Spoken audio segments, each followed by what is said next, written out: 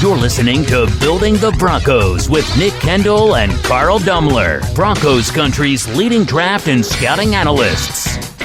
Get on over to milehighhuddle.com to sound off on all things Broncos. Welcome to Broncos for breakfast. Yeah, guys, well, we're all live, so welcome to Building Breakfast for the Broncos. So smashing it. We're making a nice little brunch here.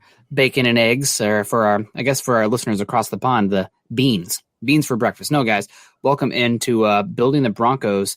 And no Carl today. Carl is out there being a saint. Everyone send Carl some and his community some thoughts and prayers. The community next to him was hit by a tornado. So Carl, being the community man that he is, springing to action and helping those in need and providing assistance. So while Broncos are important, obviously he had some other call-ins there, but luckily for us, we have back-to-back episodes today with Scott and myself. Scott, how have you been since I talked to you 10 hours ago? It's been crazy all day, So I actually, after we got done, I felt the need to talk some Julio Jones on my channel, so I did. This is like my third show today. It's been a busy day, but again, as we've always said, where would you rather be than talking football?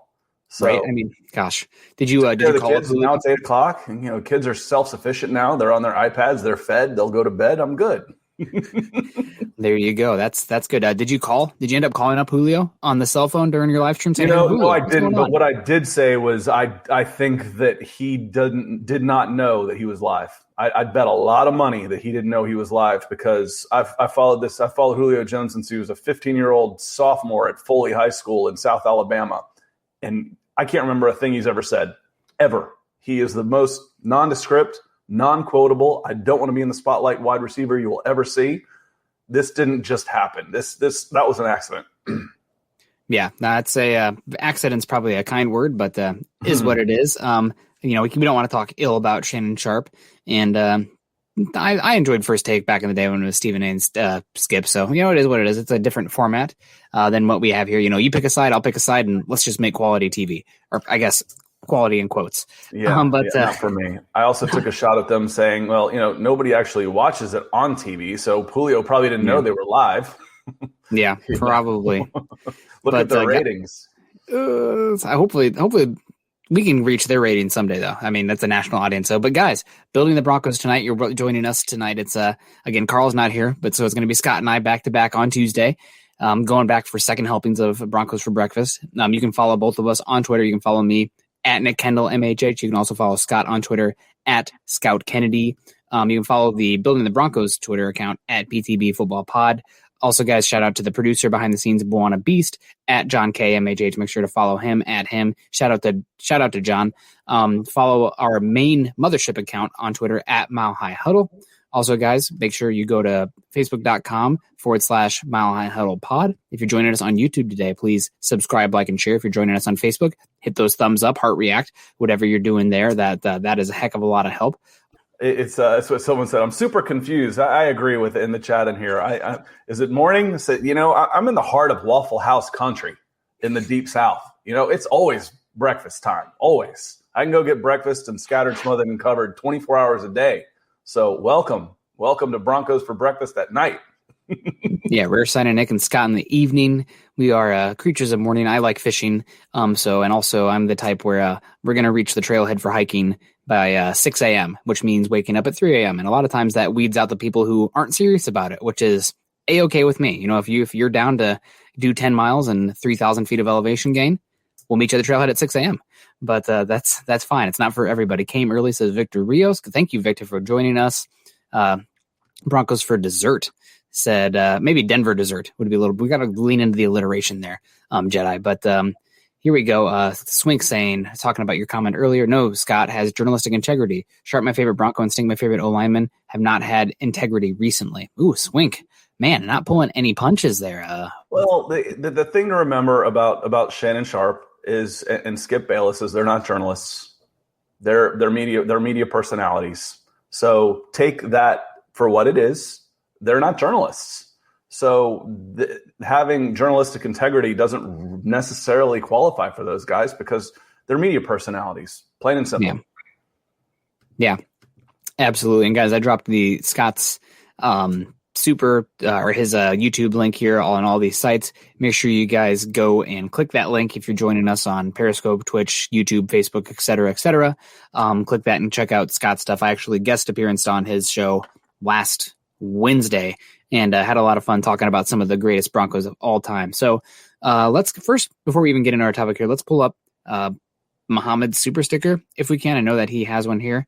I don't think John has it ready. So actually, let's get into the topic here first. Oh, boom, there it is with the pair that Muhammad so loves. Hey you to Muhammad, and obviously if you are giving us the super chat, we got to give a shout out also, not just to Muhammad, but to his newborn baby boy Malik. Shout out to you as well. And we got John coming in saying good evening. We got Michael coming in here. Good evening, Nick and Scott. How are you guys doing? Hashtag Denver Broncos for life. Hashtag State of Being from Arizona. Robert Caslow's in the house. What's up, Broncos maniacs? And let's get into it. Drew Lock, obviously the quarterback's always going to be the topic of conversation, especially when they are working with one of the all-time greats in Peyton Manning and Ryan O'Halloran. O'Halloran. I don't want to mispronounce his name, but I probably did. Ryan O'Halloran over at the Denver Post, Broncos beat writer for the Denver Post, had an article that came out today recapping Peyton Manning and Drew Lock's time together working this offseason. And to make a long story short, not super long, but to make it short of it, Peyton Manning or Drew Lock went over to Peyton Manning's house 2 different days, I believe, and they worked together about 9 days going over film and just kind of picking brain. It was kind of a seminar course, if you will, covering quarterbacking in the NFL and going over a lot of what Peyton's film was and Drew Lock just kind of picking apart, like, what did you see here? Why did you do what you did here? What did you see on the covered pre-snap that made you do this, et cetera, et cetera. It's definitely a good thing.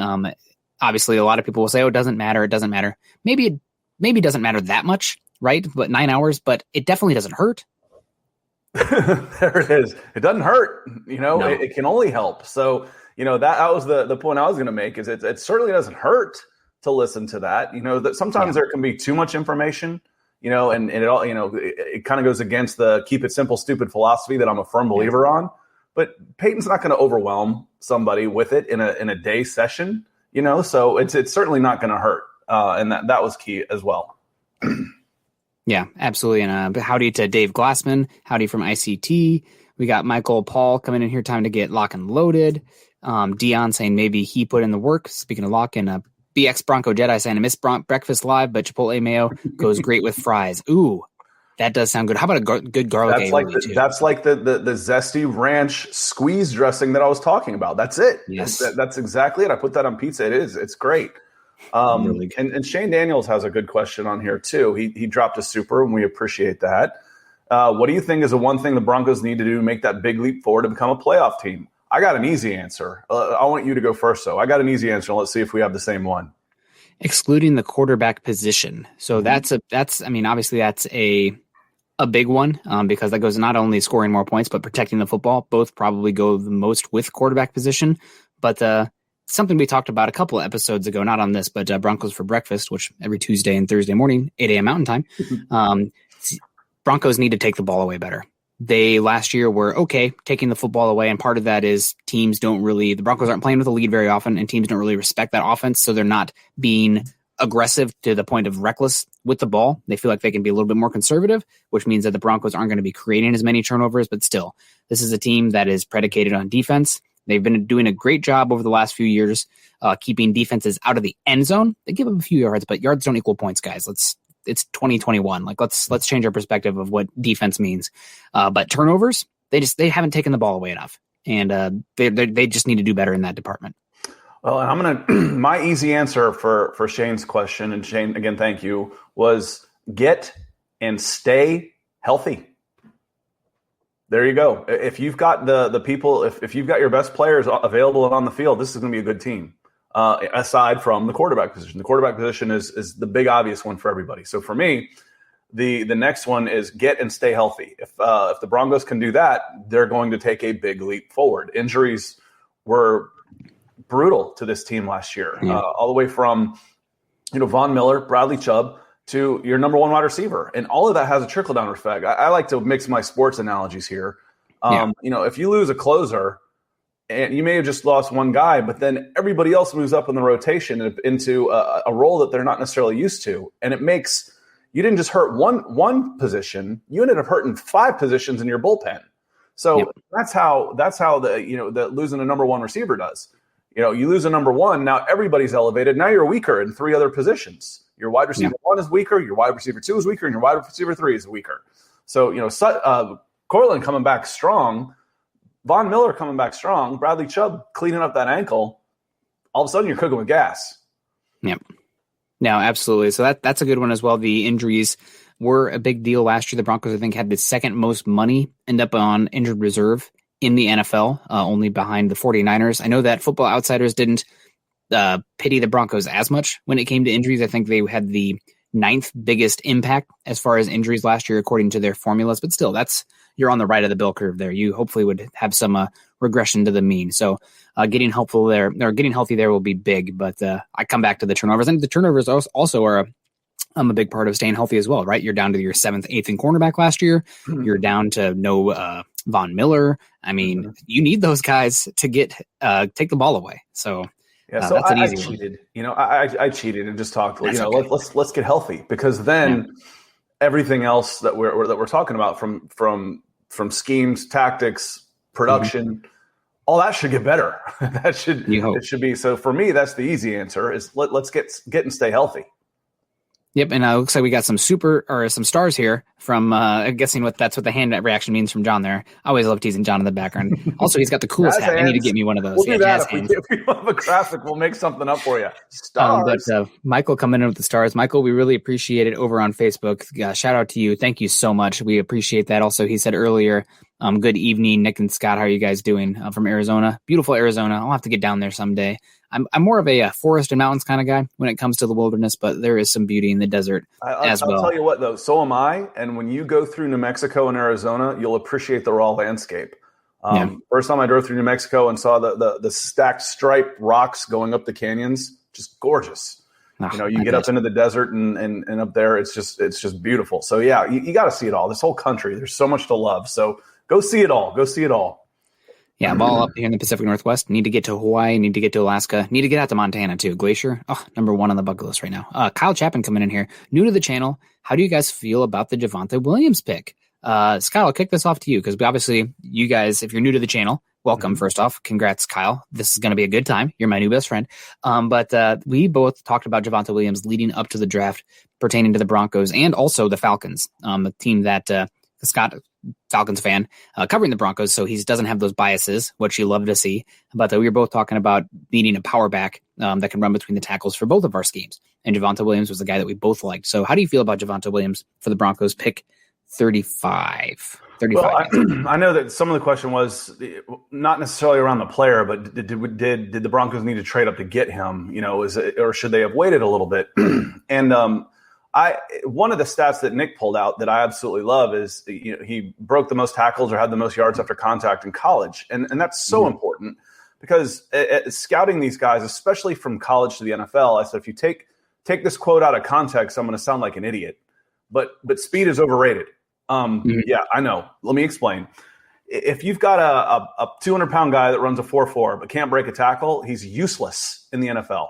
Yeah. If he can't catch, he's not good at any running back, because everybody's fast, and you've got to be able to break that first line. You got to be able to clear through the trash, so they call it, through the arm tackles and stuff. And if you can break a tackle, a 4.6 guy that can break a tackle, if he breaks that first line of defense, by the time the back 7 linebackers, safeties turn to go get him, he's got 40 yards. He's gone. I mean, he's got 40 yards. It's the I don't want to say he's Alvin Kamara, but Alvin Kamara is not really a straight line home run hitter. But he has such good balance, and he's rubbery. I think I heard it was like a Football Life story with Terrell Davis, and they described him as having rubber hips because guys just kind of bounced off of him. Not the fastest guy, but he was just, you couldn't bring him down. And when you had weak contact with him, he was going to maintain his balance and keep going. And you kind of see that with Williams. Just watch the players slide off of him as they go, because he's able to maintain it. There's 2 things. People love the 40 times because it's measurable. There's 2 things that you cannot measure in a running back. You can just absolutely tell if they've got it or not. It's balance and vision. And balance is the single most important aspect of a running back, because you can't knock a guy off his feet, then he's going to be pretty valuable. So And to me, I think this is a great pick, a huge weapon. Running backs should be contributors right away. The learning curve is very shallow, not steep, so very flat, learning curve. Skill players, especially the running backs, those guys are born. They're just born. They either have it. When you hear coaches say all the time, "Oh, that was God given. That was something you just can't coach." You hear that about running backs, and he should be able to make an impact right away. And on tape, he is limited in the reps as a pass catcher, but he does appear to have soft hands. Now, you don't have the reps, you don't have the volume, so could there be an issue that crops up in the NFL? Yes, but one thing I'm not worried about with Javonte Williams that you could not say about, I guess, Phillip Lindsay, not take a shot, but just that was an issue for Phillip Lindsay last year, pass blocking. Javonte Williams, if a linebacker gets one-on-one with him, Javonte Williams will stone that guy in his tracks. So that's really exciting. Also, I said it multiple times leading up to the draft. I had 3 tier 1 running backs in this class, in Travis Etienne and Najee Harris and Javonte Williams. And which one do you want, Nick? Whichever one's the last one on the board. So that was Javonte Williams. I'm happy about that. I don't love trading up to go get a running back, giving up those assets. That fourth, everybody's like, oh man, the Broncos really need a tackle. They could have taken a tackle with that pick that they gave up. I believe it was pick 104. I don't love that, but they had it on really good authority that Javonte Williams was going to go pick 36 to the Miami Dolphins if they didn't go up to 35. So he was their guy. He went up and got them. Now you have a cost-controlled running back playing the best years of their life, that rookie contract for the next 4 seasons.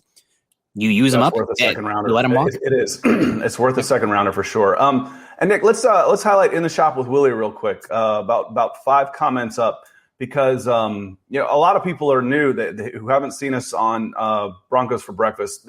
Who's this guy? Who the hell is Scott Kennedy? I grew up in Atlanta. But I was, so a little bit about me. I was director of scouting through college football recruiting, did some stuff with the NFL Network. Everybody's a fan of someone. That's how we get into the game. But I was always more of a fan of the process, of the discovery, of the development, of the hindsight. Who is smart? I watched the 1989 draft probably 25 times. I was 16 years old. I was one of those crazy people. So when we talk about fans, the line I'll use all the time is I'm a fan of me. That's who I'm a fan of. I'm the biggest fan of me. So if I say Javonte Williams is going to be a good player and I like the pick, by God, I want Javonte Williams to be successful. I'm more interested in me being right than being a fan of a team, except for, maybe this one. And we're not going to talk professionally with Chelsea. I've poured my fandom into international football because this is a job. This became a job. And this has been my job for the better part of 20 years. More than that, actually. I think my first recruiting class was 1998. So 25 years that I've been doing this. And the phrase that you use is the longer you do this, the more you root for the names on the back of the jersey than on the front. And again, the name on the back of my jersey says Kennedy. I'm a fan of me. So I want to be right when I give you my opinions. So don't worry too much about being a fan of a different team, especially one that grew up in Atlanta, because we're cynical SOBs. Our teams always break our hearts and let us down. You're not going to run into too many trash-talking Atlanta fans, at least not over 40. Yeah, I also have a jersey for Scott Kennedy. No, I'm just making him spit out of the drink. But hello from Young Hog. I saw Charlie Beagles in that house also. I think, there are plenty of people who cover. Are you looking for somebody to be a rah-rah fan? Are you looking for that kind of perspective? Which that's out there, right? That's out there, no doubt. But that was never it for me. I've always, and I am a fan of the Broncos. That was my team growing up. First football game I remember is the 1998 Super Bowl. Not to show my age or anything, but and I watched the VHS tapes of the 98 season and 99 season over and over again, just over and over again as a kid. But covering this team since the, I guess, 2016 season. The fan hat, I still have it sometimes, but I really try to put that away. And I put on 2 fan hats when it comes to the Iowa Hawkeyes. So that's my squad. I can be fully crazy about them and biased as I want to be because whatever, except when draft prospects, I try to be pretty tough with that. But and the final comment from In the Shot, Willie, probably not the final comment, but he says, and real full of yourself too. I didn't say I was good. I just said I rooted for myself. Yeah. Yeah. I didn't say I was any good at it. That's up for y'all to decide. I'm not going to tell you I'm good. I want you guys to tell me I'm good.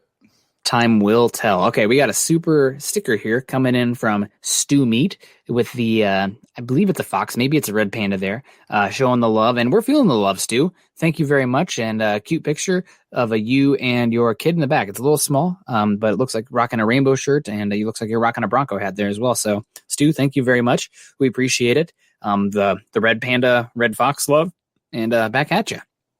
So let's get into this a little bit more as far as Drew Lock and Peyton Manning. Mm-hmm. We talked about it a little bit, but I did think it was interesting where Peyton Manning had a comment also about how he has been there and available for all the Broncos quarterbacks so far since he's left. So that would be, Trevor Siemian, Case Keenum, Paxton Lynch, Joe Flacco, et cetera, et cetera.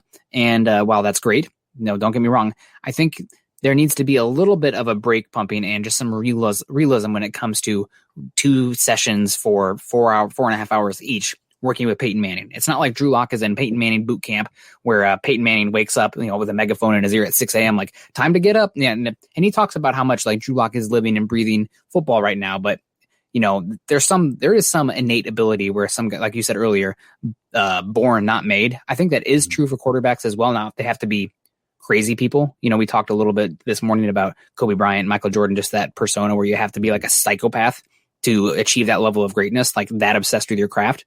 And not saying that Drew Lock doesn't. You're going to make enemies. You're not always going to be the most popular guy in the locker room. You're going to run some people off. They're going to be pissed off because they couldn't keep up, and they blame you for that instead of themselves. So you'll get a lot of bad talk about from players that end up are that driven. Will run a lot of players off, and so be it. And I'll get to this real quick from Dion Roman saying, "What's up, Nick? This is my favorite chat." Well, Dion, thank you very much, and also want to give a shout out to everybody in here right now. Apparently, the chat has been a little bit at each other's throats recently. That's kind of happens in the off season, but so far everybody seems to be in a pretty good spot. So let's keep the good vibes rolling. I just want to give you guys a shout out for just having some levity in the chat. I appreciate that, but thank you very much for the comment here. How is Javonte doing so far? Big fan of his running style. It kind of reminds me of, right now it's just 7-on-7s, and it kind of reminds me of trying to judge a running back at the Senior Bowl. Like their running practices, it's really, really hard to get a pulse on a guy in this type of setting right now at the running back position. The 2 positions that are the hardest to judge in a non-contact setting are running back and linebacker, because if you're not hit or being hit, then you don't know what you've got. You get a little better idea when you're watching quarterbacks and wide receivers and defensive backs, just because that translate the best to when the pads come on or off, because they're not necessarily as physical. But it's harder. What you can get a good idea of is their fluidity in the passing game. Yes. How well do they catch the ball and that type of stuff. So we won't know nearly as much about them until the pads come on. And frankly, not quite as bad as kickers, but you won't know much about a running back until you're going full speed. So you better have already done your homework, but we'll get a good idea of what we think should happen with Javonte Williams once they start playing real games, and not even just preseason games, but real games. Yeah, absolutely. We'll know once maybe 11-on-11s as well, but they're not going to be going full speed. So, is what it is. And we got TD King coming in here saying, "Yo, I'm a Hawkeye fan and a Broncos fan as well." Well, TD King, if you are also a St. Louis Cardinals fan, then hit me up, man. We're bros. We're good friends. Also, I will say I'm not the biggest soccer fan, but I will sit down and watch a Chelsea football club game every once in a while. Also, the Germany international football team, with Men's USA. The biggest football game of the year is Saturday at 3:00 Eastern time. In case you were wondering, Manchester City and Chelsea Champions League final. Oh, man. Yeah, whatever. I might be hiking. I guess that kind of shows like what big of a fan I am. Like if the Broncos were in a Super Bowl, the Hawkeyes were in the national championship, my sister could be getting married. I'm just kidding. I would be going to my sister's wedding, but I'd have my phone like somewhere, like tattooed on some like groomsman's back or something. But we'll see. It's supposed to be beautiful here, so we'll see. But continuing on this Drew Lock stuff, I'm just curious your thoughts here about how much does this actually matter? And Peyton Manning's comments specifically about the Broncos quarterback struggles and the fact that he has worked with all these other quarterbacks. And so far the results have been, points at the chaos that has been the Broncos quarterback position over the recent years. Well, and the other thing that I liked what he was saying was in reading Chad's article, the continuity becomes a buzzword. It almost becomes a punchline. Yeah. But he said he had the same offensive coordinator for 13 years. And part of that is it the chicken and the egg? Did you have the same coordinator because you had a great quarterback, or did he help become a great quarterback because, and there's part of that too. But, is Drew Lock going to take that big step right away? He can. It's, I wouldn't say the odds are geared towards him becoming a top 10 quarterback, but if you can even get him up into the 20s, you're making progress. You're better. If he doesn't have to be even an upper tier. And as we've talked about a lot, there's a lot of talk in the chat about Locke and Rodgers, but Bridgewater is right there too. So Teddy Bridgewater is going to make the phrase you use a lot that I like is the floor just got higher. The worst that you're going to get just got better than it was last year. So the quarterback play with the Denver Broncos is going to improve one way or another. Whoever it's going to be, it's going to get better this year, and that's going to have a huge trickle-down effect with the receivers, with the offense, time of possession, putting your defense in better positions. So it's huge. It's absolutely imperative that the Broncos get better quarterback play, and they will. They will this year. It's almost guaranteed. Yeah, barring something catastrophic happening, the offense will be better this year. The quarterback play will be better. Now, to what extent? I mean, you're going from a bottom 3 to 5 quarterback play last season to what? Right? Like, that's the question. And then it becomes, you're already looking down the barrel of what happens for Drew Lock after this rookie contract's over, because at the end of this point next year, or a year from now, we're going to be sitting there with just 1 year left of control on that contract. And then what do you do? Because it's not, you can piddle around and, kind of meander through the quarterback purgatory with rookie quarterback contracts, and that's not going to sink you. It's when you pay big guaranteed contracts to guys who are not it that really just, that throws you off completely. Because then not only are you with the wrong quarterback, but you're losing talented guys around that quarterback as well. Well, and the phrase that coaches have used for years, it's not the guys you miss that hurt you. It's the guys you get that can't play. Mm-hmm. So, if again, going back to your point, if you've sunk a lot of money in, and this is a make or break year, really for Drew Lock, because there was a big contingent that was hoping that the Denver may have taken someone like Justin Fields. He was there. Yeah. He was available to take. And I love Patrick Surtain. The first time I was on the show was a nighttime like this when we were talking about draft. And Scott, who do you think the Broncos should take? And I said, based on what I know about this defense, I'd probably take Patrick Surtain. But that depends on how bad do you think you need a quarterback, because Justin Fields was there. And this draft ultimately is going to be several drafts, not just the Denver Broncos, but several drafts are going to be graded based on how Justin Fields does with the Bears, because there were a lot of teams that needed quarterbacks that passed on him, and that's how they're going to be graded. If Justin Fields ends up being an all-pro, there's going to be some guys that look back and say we should have taken that guy. Yeah, and I want to get to this comment from Mike Postel over on Facebook. Guys, if you're joining on Facebook, please hit the like button or the heart button. But I think this maybe comes back to a comment you said earlier about this quarterback room in general. I'm excited to see an average veteran, referencing Teddy Bridgewater, who's shown his ceiling over a quarterback who hasn't hit his yet. So what do you have to say to Mike here, who is a pretty outspoken Lock supporter, which, you do you, Mike. We appreciate that. Mm-hmm. Don't stifle your opinion. We love it. But I'm curious what you have to say about Teddy Bridgewater showing his ceiling versus Drew Lock and the unknown.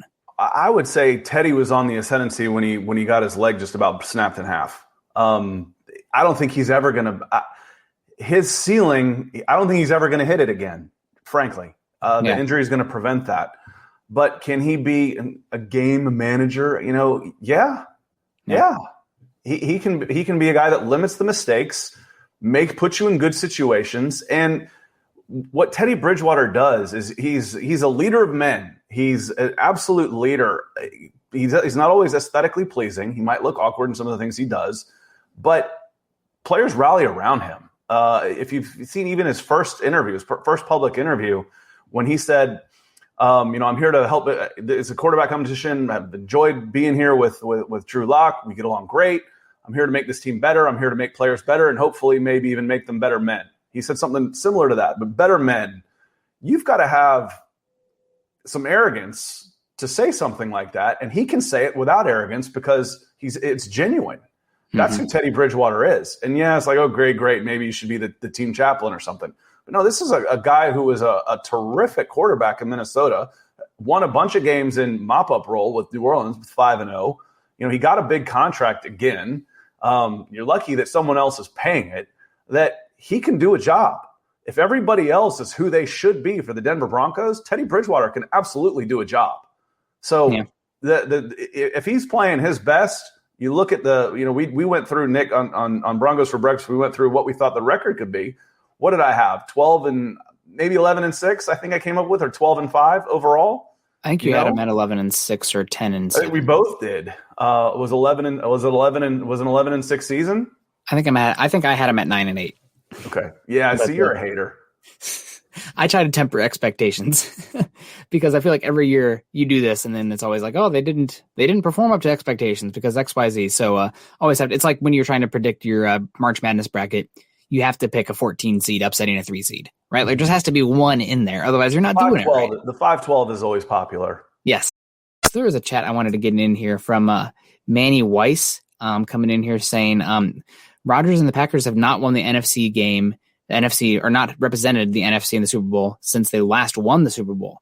Do you have any thoughts on this comment? Because obviously it's hard to get to the Super Bowl despite what Tom Brady and Peyton Manning showed for years in the AFC. But I think this is something where you're talking about it.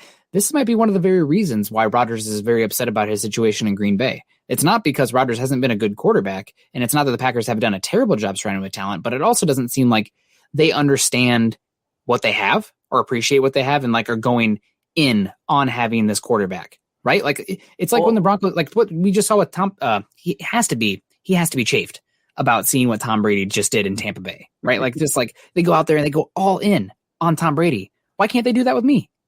I know the rest of us are chafed at what he just did in Tampa Bay in year one. Unless you're a Tampa fan, I thought that was a great achievement. I mean, Tampa, it's not exactly a glamour based franchise. But my thought on that is it's easy. It's a team game. Aaron Rodgers was absolutely spectacular last year. I go back to Dan Marino never won a Super Bowl. And, what? Does that mean he wasn't a good quarterback? No, he was a terrific quarterback. Aaron Rodgers was MVP. Was it 48 touchdowns against 7 interceptions? Yep. Playing at the highest level possible. It's a team game. How many quarterbacks would you take over him in the NFL if you could take your pick of quarterbacks right now to play for the Denver Broncos? How long would it take you to get to the name Aaron Rodgers? Are you talking about one game, one season, or just 1 year, just one season? He might be my first pick for next year. He'd probably be my number 2 behind Patrick Mahomes. Yeah, but there's an argument to be made either way. I could live with that either way. Yeah.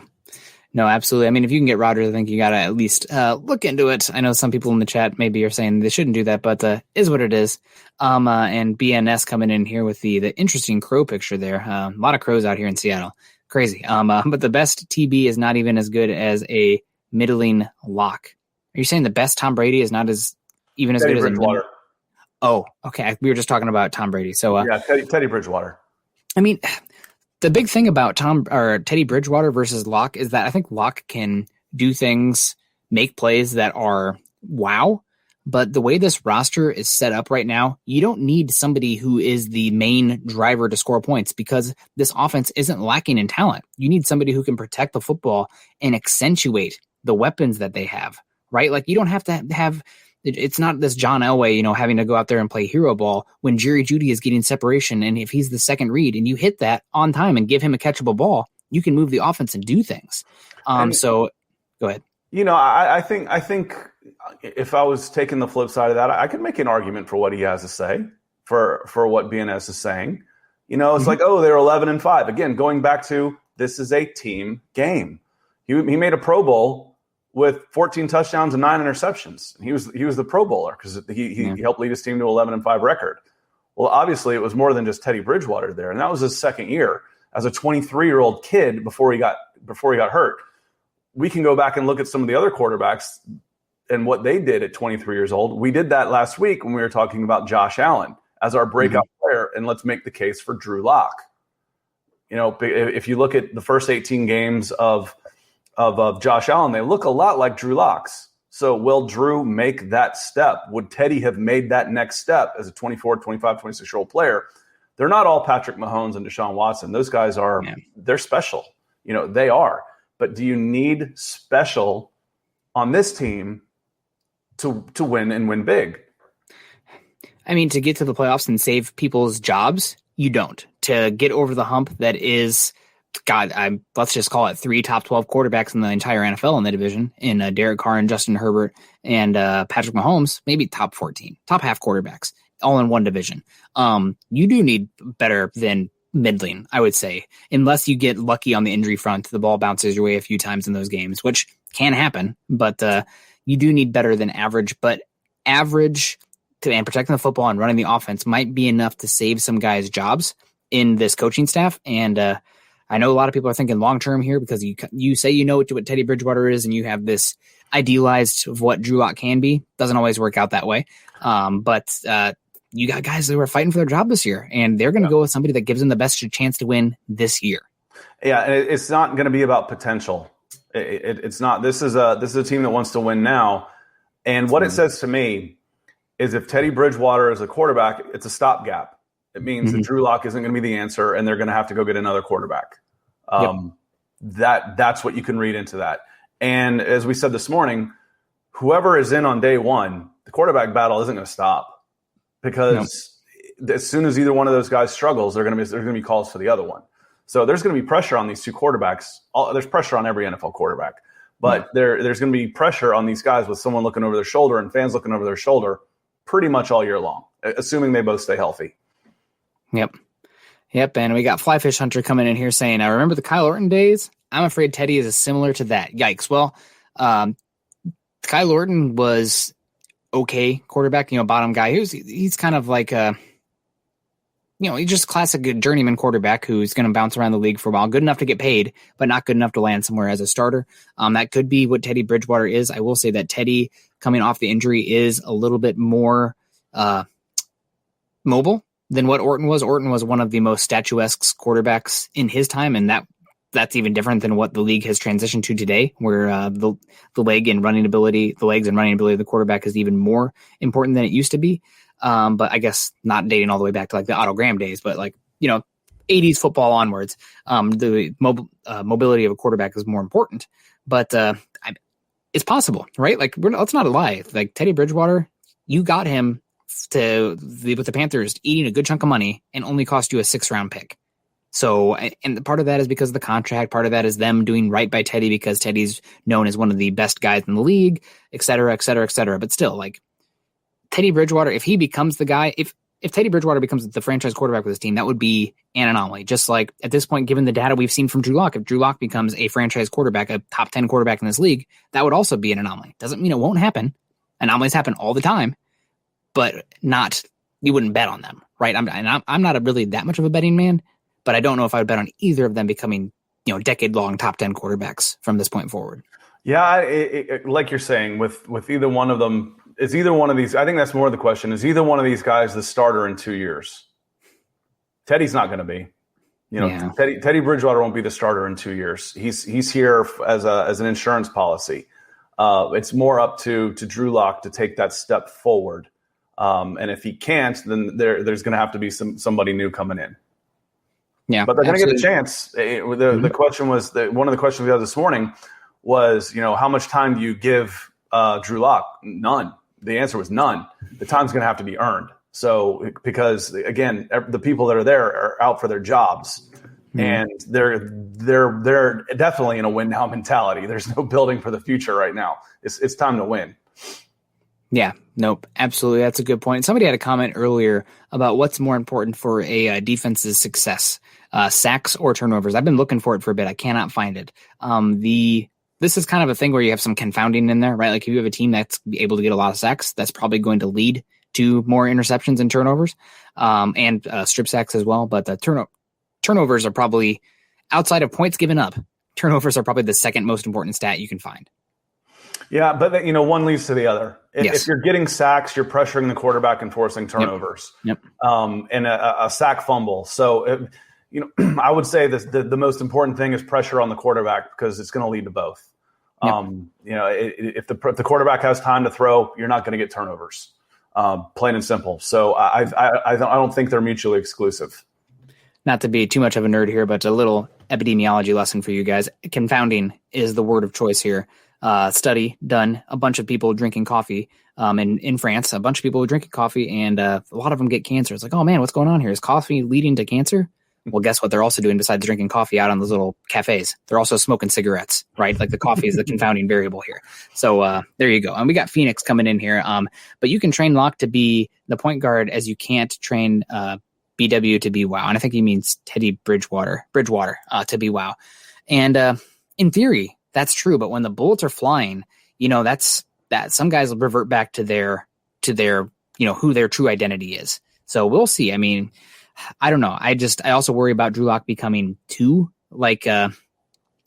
conservative. Like I know in OTAs day one, there were a couple of reps where like Drew Lock got to the check down, but the check down had two guys around him. Like, don't go to the check down if the check down's covered, right? Like you got to go to the right read. It doesn't just have to be conservative. Theoretically, if there's two guys on the check down, you probably should have made the first throw. Yes. Or you should have read the coverage and understood where the primary read should be based on the pre-snap reads. But, this is stuff that Locke has had issues with that he's going to have to improve on. I mean, it is what it is. But I agree with you in theory, Phoenix, that it's easier to tell a guy to dial it back rather than to tell a guy to dial it up. There's an old saying down here in the South. It's a whole lot easier to put a bit in their mouth than a boot in their butt. It's easier to bring somebody back than it is to get them going. Mm-hmm. So just exactly what you just said. I agree 100%. And we got Charlie coming in here. Charlie Beagle, one of my favorites. He near and dear to my heart when he talked about Casey's Pizza out in Iowa. That was many streams ago. So shout out to Charlie. He has 1 year deal. So talking about Teddy Bridgewater, Locke still has 2 years on his rookie contract. If you sit Locke and start Teddy, what have you accomplished? Well, hopefully they've accomplished winning some games and the coaching staff is living to see another day. Right. Like, I think that's what the perspective is. And I don't think Peyton is going to overstep the coaching staff's decision.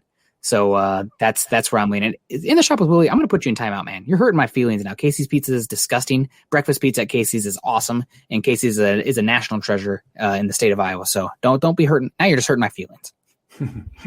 But what have you accomplished? And that's the key. You're playing Teddy to win now. If Teddy's playing, it's because you don't think that Drew Lock is going to help you win now. It's not a move for the future. It's a move for now. If Teddy ends up being the starter, Drew Lock's days are going to be numbered. The Broncos will be looking and they might be kicking themselves for not taking Justin Fields. Yep, absolutely. Then that would open up the 2022 quarterback debate, which guys will have another thing here, but it won't be like, I think if Drew Lock doesn't win this starting position, the calls for many people saying Drew Lock deserves a chance will have subsided after, if he didn't earn it and you don't see him this year, or he does get a chance later, then that's an issue. But I don't know at this point, how far have you done any 2022 quarterback stuff? I haven't. Not yet. Okay. I want to see them, on the field again, fans in the stands. This past season was a little bit of a wash for me with the college football year and the stop-start nature of it. And we're going to play. No, we're not going to play. It was nice. The most guys that I watched were at the Senior Bowl, and there were a lot of them that ended up, drafted all over the place. Yeah, and people are talking about Casey's Pizza. It's not that great. It's just it's near and dear to my heart because it's nostalgia. It's gas station pizza. So, but still, like when you're in the middle of Iowa and that's the only thing around for a while, that's a good time. But let me see. So I had a place that I wanted to go with this. Some other options. So 2022 quarterbacks. I gotta say, I know that he gets a fair amount of hype. I don't see it with Sam Howell. I think like Sam Howell reminds me of like junior year Baker Mayfield, where it's like, it's okay, but like the decision-making is not great. It's a make-believe offense. It's that one that also like, how am I evaluating DK Metcalf and AJ Brown in this make-believe college offense that's not replicatable at all with these like, I don't know, terrible. Like the same offensive coordinator with Ole Miss that year is now the offensive coordinator at North Carolina. Dumb. I don't know what's going on here. But not a big Sam Howell fan. I love Spencer Rattler's arm, but apparently he is a horse's rear end. And he's not very mature, so he's going to have to grow up there. After that, I mean, Malik Willis is a guy who's a lot of fun, but his accuracy is pretty hit or miss right now. But man, the arm is live and he is twitched out both wazoos. Yeah, that strikes me as strange that he would be considered that high right now. I remember him coming out because he went to Roswell High School, which is 15 minutes from my house, and I went to see him play. And at the time, I believe he was committed to Virginia Tech, and they were I said, this is a really good quarterback. And they're like, oh, they don't want him as a quarterback. I'm like, well, then they're going to lose him because someone's going to tell him he can play quarterback. Yeah. They wanted him as a defensive back. And, I was looking at him as a spread option type for the college game, that he has progressed that well to where he's considered a first-round quarterback at the NFL level. It's extremely impressive to me because that means he has developed quite a lot. So proud of him. Good job, Malik. Yeah, and name is escaping me off the top of my head right now, but the quarterback Quincy Avery, who's done a lot of work with Deshaun Watson on the field and worked with Justin Fields and Trey Lance in the past, said that right now he thinks that Malik Willis has a great chance to be the number one overall quarterback picked. So worth watching. But then also you have Jordan Palmer, who's worked with this quarterback, but he said Bo Nix, and you're an Auburn alumni. Bo Nix, first overall pick. What's going on here? Willis went to Auburn. Like I said, that was the guy that should have been the guy. He fit the Gus Malzahn offense to a T. I think they were concerned about his accuracy and stuff. And Bo Nix, we've talked a lot about Seth Williams, and why hasn't he's got all the tools. How do you end up being a 6th rounder when he's really got first, second round type of ability? Part of the problem was playing in a Gus Malzahn offense. Part of the problem was trying to break in a freshman quarterback and Bo Nix, freshman, sophomore quarterback. So Bo Nix has struggled. There's if you were to say that to Auburn or SEC fans that this is a guy that should be a top 5 quarterback, I don't think you're going to get a lot of agreement. Yeah, no, that's a lot of projection right now. I see some people also talking some Desmond Ridder. Another one that is worth shouting out is Carson Strong down at Nevada. So we'll see. Somebody said it was a quantity over quality class right now. We're going to have the 2022 class to kind of sort this out. Hopefully some guys will rise to the top. But right now, I am much more interested in 2023 with DJ Ungalele and Bryce Young. DJU, oh my God, so much fun. He's like the prospect of like Jamarcus Russell as actually like the physical talent. Not the mental laziness, but like the arm talent and the size is unbelievable. It's funny you say that because when I think of the most physically gifted quarterback I ever saw, Jamarcus Russell comes to mind right away. I've always kind of said that, especially back then, this is almost 20 years ago when Jamarcus Russell was coming out, was that if you considered scouting treasure hunting, if you went and you come through the woods and you see Jamarcus Russell throw a football, you go, that's it. I've found it. I'm done. That's it. That's what I've been looking for. But he didn't have the desire. He was that good that he was able to dominate his competition and ended up a number 1 overall draft pick without really having to put in any work. And that doesn't work in the NFL at all. Nope. There's everybody there has talent. Everybody's got elite type of talent that has made it to the NFL, and that didn't work anymore. So there you go. Arm talent and frame. Russell, he was something special physically. That's the physical profile I see with DJ Ungalele over at Clemson. He's going to be a lot of fun to watch this year. So check out for him. That game against Notre Dame this year where Trevor Lawrence was out with he was sick.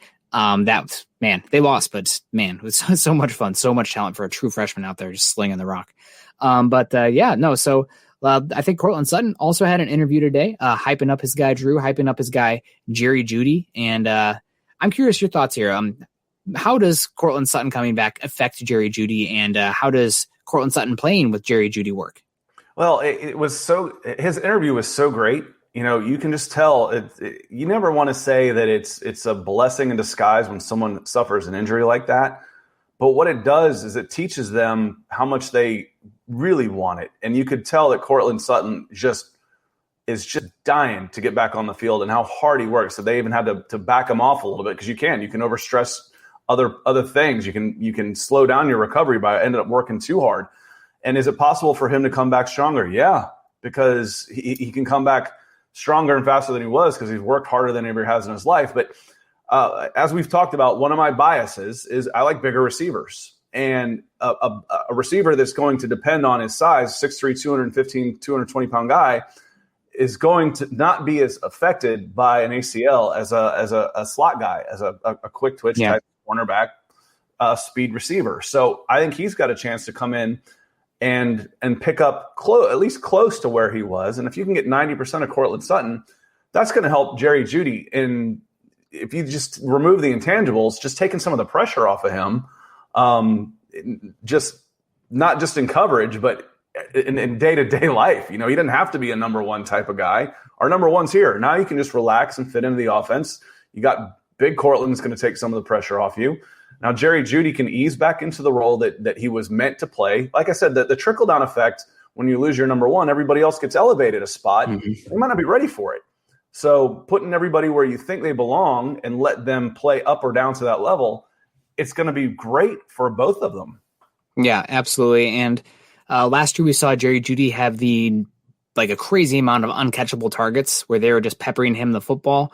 Maybe that was Drew Lock just throwing it to his first read. Maybe it was just Lock not knowing where to go. So just getting the ball to Jeudy, that's, not a terrible plan, but Judy's more of a finesse receiver than a power player, where you see with Cortland Sutton, if the ball's not on time or on target, he's still got a chance to do that. You don't really see that with Jeudy as much.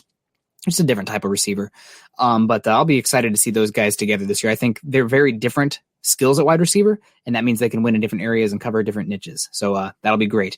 We got BNS coming in here for a question for Scott, saying, what do you think about Falele being the answer at right tackle next year for the Broncos?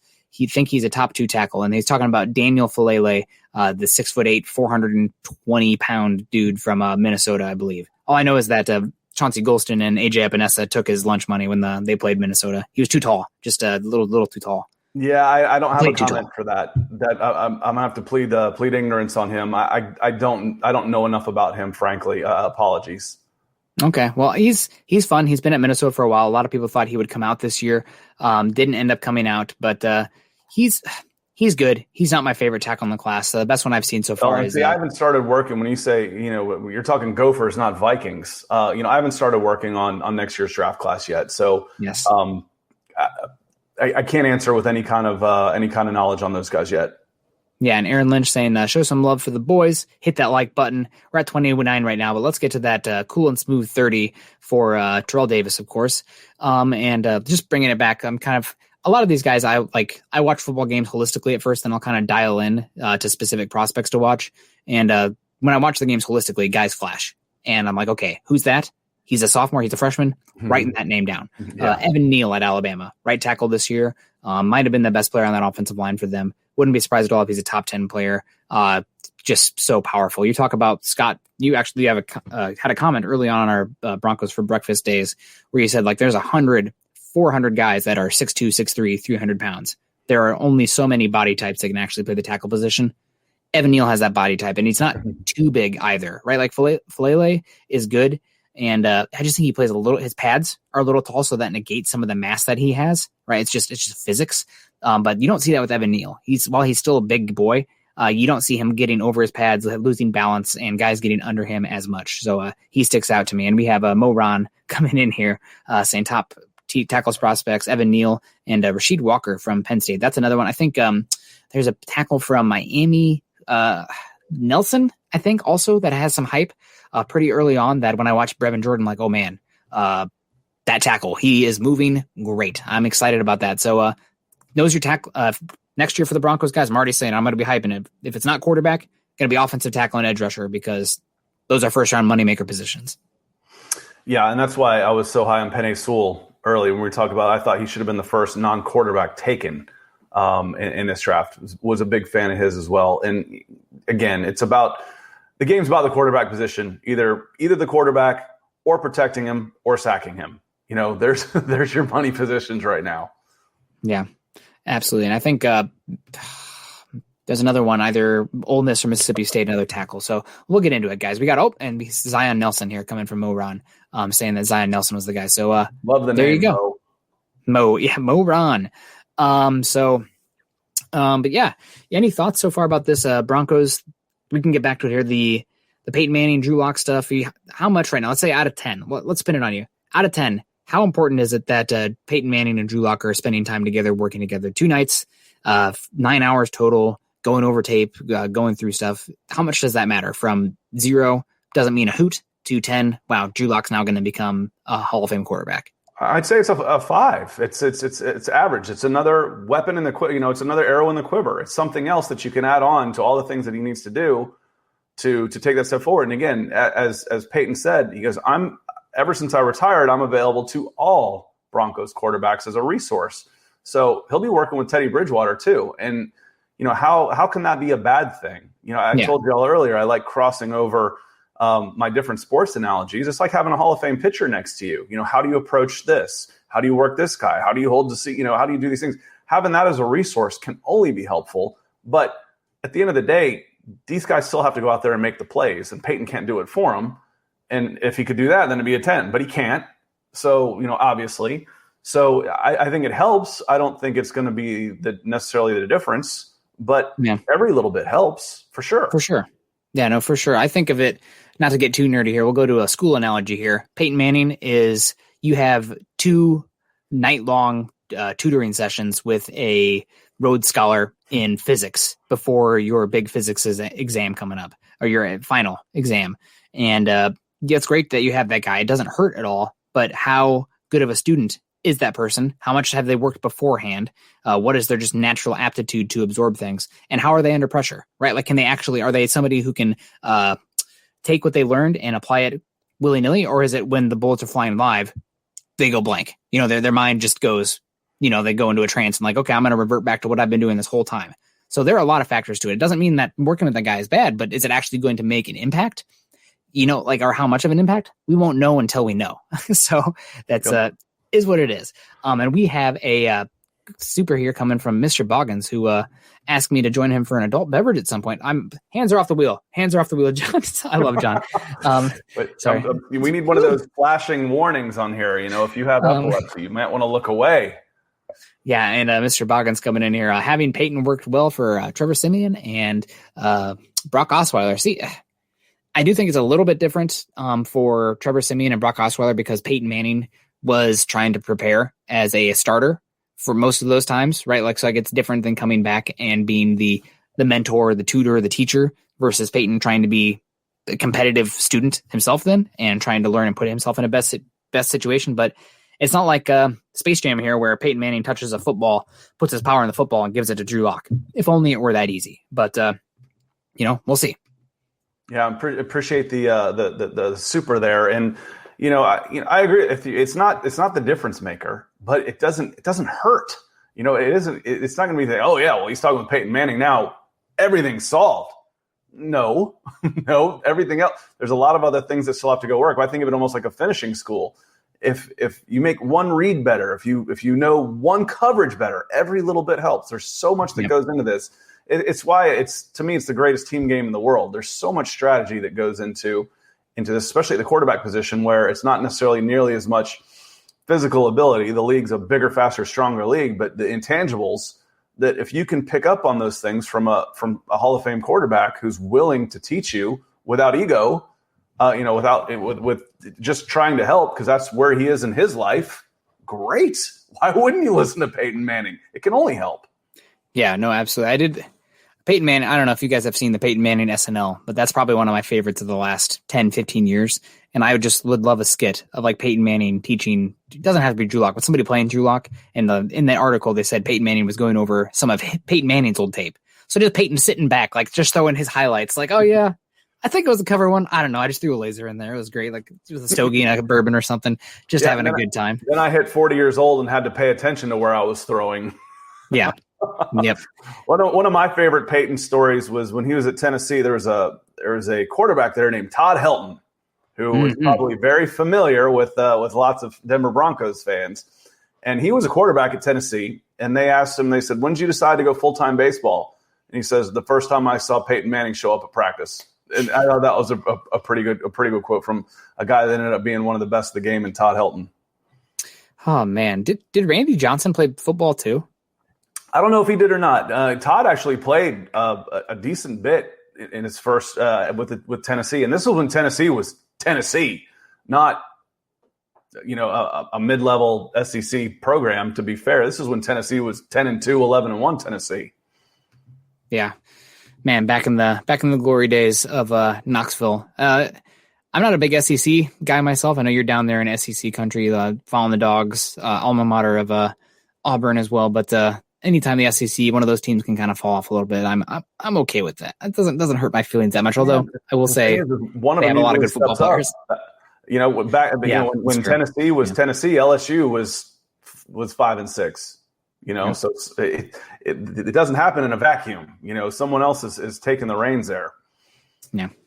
Absolutely. Well, guys, we're at an hour now, so unless any super chats come in on the buzzer, I think that's going to do that for building a Broncos breakfast for breakfast.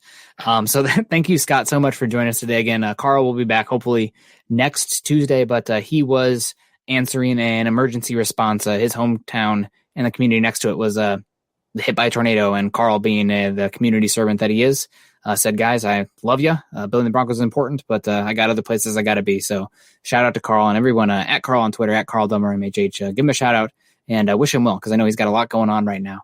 But follow us. This is Building the Broncos. Follow us on Twitter at BTB Football Pod. You can follow Scott and myself, Scott at Scout Kennedy, and you can follow myself at Nick Kendell MHH.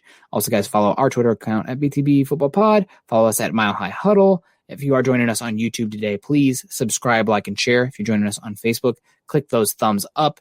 That can greatly appreciate it. I'm also going to drop in the chat again Scott's confirmation right here. You guys can follow that. There you go. YouTube.com/C/Scott Kennedy, where he covers things not just Denver Broncos related, but all things NFL. He's not a biased fan here. He's going to tell you it as it is, and time will tell if he's right or wrong. But let him prove himself first. Either way. But Scott, what do you got the rest of the night? I know it's late there. I got to go cook some dinner. No, I figure we're getting to about the time where the Braves are ready to blow a lead and choke away their bullpen. So I'll get up and probably watch them do that and then go to bed. Oh man, it's you got to come out. Have you been to a game out at the Mariners Stadium? I have not. I have not. I want to go there, and I want to see the Seahawks. I want to see the Huskies, and I want to see the Sounders. I want to see all of those. And as many times I've been in there, just been to Seattle, working for a company that was founded in Seattle. I've been to Seattle a dozen times and haven't been to some of those great venues for some reason.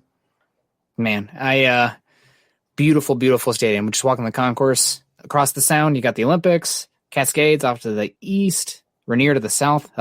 Doesn't get better than that. A little baseball and way too expensive beer makes for a good afternoon. But guys, subscribe, like, and share. I don't drink, so I'm a cheap date.